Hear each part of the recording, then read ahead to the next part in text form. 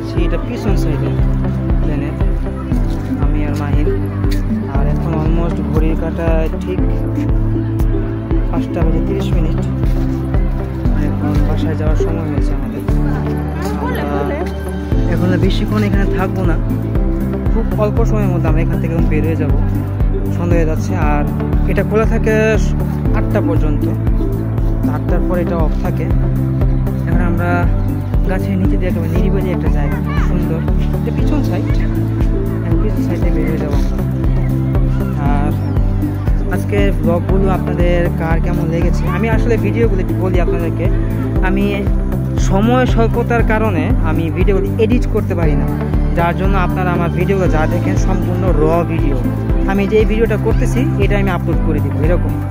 তো যখন সময় হবে, সময় স্বল্পতা থাকবে না, বা যখন ফুল টাইম ব্লগিং করার পসিবিলিটি হবে, তখন হয়তো আপনারা আরও ভালো ভালো ব্লগ দেখতে পারবেন, কারণ তখন এগুলো এডিট করা হবে, সুন্দর করে সাজানো হবে, তখন আর কোনো প্রবলেম হবে না।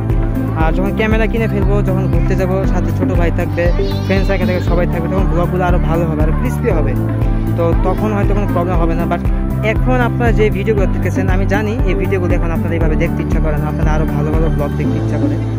আর এই জন্যই বলতেছি, যখন দেখবেন যে আমি মানে সাজানো গোছানোভাবে ব্লগগুলো মেক করতেছি, তখন আপনার সবার কাছে ভালো লাগবে।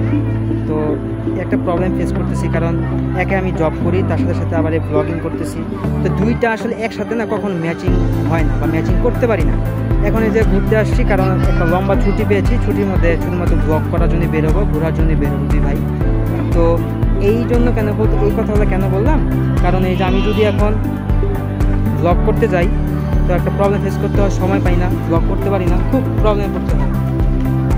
তো যখন সময় সুযোগ হবে, তখন হয়তো আরও ভালো ভালো ব্লগ আপনাদের উপহার দিতে পারবো।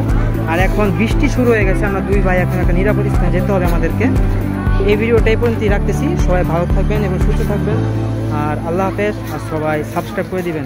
Tata, bye bye.